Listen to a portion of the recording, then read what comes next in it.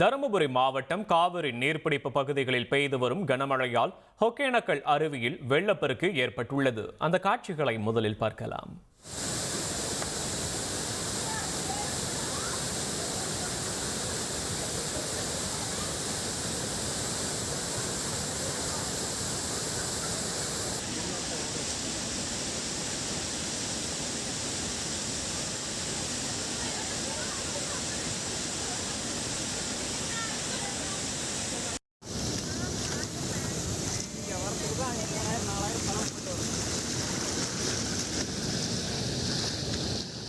கூடுதல் தகவல்களை செய்தியாளர் நரசிம்மகுமார் வழங்க கேட்கலாம். நரசிம்மகுமார், வணக்கம்.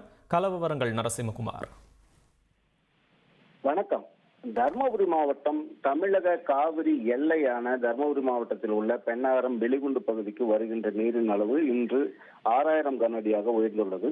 நேற்று மாலை வரை 3000 கனஅடி நீர் மட்டுமே வந்து கொண்டிருந்தது. இந்நிலையில் இன்று காலை 6000 கனஅடியாக நீர்வரத்து உயர்ந்துள்ளது.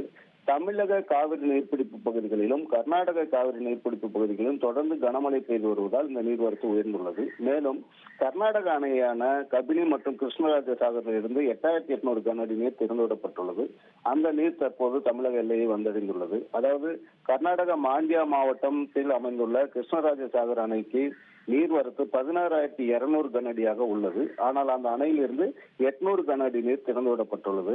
அந்த அணையின் முழு கொள்ளளவு, அதாவது கிருஷ்ணராஜ சாகர் அணையின் முழு கொள்ளளவு 125 அடி ஆகும். அந்த அணையில் தற்போது 105.2 அடி கனஅடி நீர் தற்போது இருப்பு உள்ளது. அதே போல மைசூர் மாவட்டத்தில் உள்ள கபினி அணையின் நீர்வரத்து 9050 கனஅடியாக உள்ளது.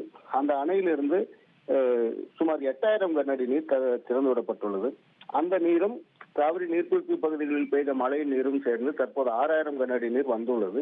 மேலும் அந்த கர்நாடகாவில் திறந்துவிடப்பட்ட முழு நீரும் வந்து சேரும் பட்சத்தில் நீர்வரத்து மேலும் உயரும் என எதிர்பார்க்கப்படுகிறது. நீர்வரத்து நிலவரங்களை உரிய அதிகாரிகள் தீவிர கண்காணிப்பு மேற்கொண்டு வருகின்றனர். இப்போது வரை ஒகேனக்கலில் எவ்வித தடையும் விதிக்கப்படவில்லை. விவரங்களுக்கு நன்றி நரசிம்மகுமார்.